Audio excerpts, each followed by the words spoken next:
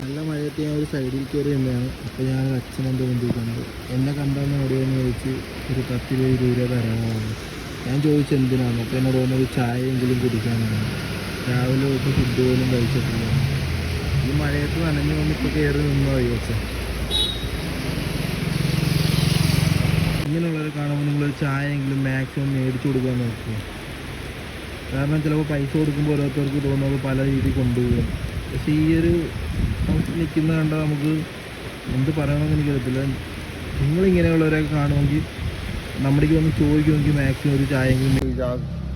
ഇപ്പോൾ പ്ലാസ്റ്റിക് കുപ്പിയൊന്നും കിട്ടാനില്ലല്ലേ? ചോദിച്ചോണ്ടായല്ലേ ചോദിച്ചോണ്ടിരുന്നത്? അല്ല, അന്നത്തെ വരുമാനം അതായിരുന്നല്ലേ? ഇപ്പോൾ എല്ലാം കഴിച്ചിട്ടുണ്ടോ? ഇല്ല, രാവിലോട്ട് കഴിച്ചിട്ടില്ല. രാവിലോട്ട് പട്ടിണിയാണ്. അച്ഛൻ്റെ വീട് എവിടെയാണ്? മാർക്കറ്റില്ല. പേരെന്താ അച്ഛൻ്റെ? ബാബു. കുപ്പിയും പ്ലാസ്റ്റിക്കൊക്കെ വിൽക്കുമായിരുന്നോ? ആണെങ്കിലൊന്നും കിട്ടും.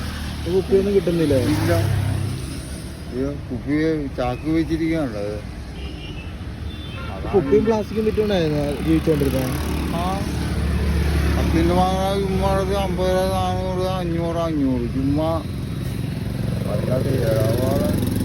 കഴിച്ചിട്ടില്ല ഒന്നും. ഇല്ല, കുപ്പിയൊന്നും വിൽക്കാൻ ഇല്ലാത്തതുകൊണ്ട് ഇപ്പോൾ കഴിച്ചില്ല. അവരല്ല ചാക്കൊക്കെ ഇരിക്കില്ല. ഒരു സാധനം കുപ്പിയെ വെച്ച് എനിക്കില്ല, ഒരു സാധനം കിട്ടുന്നില്ല. അല്ല,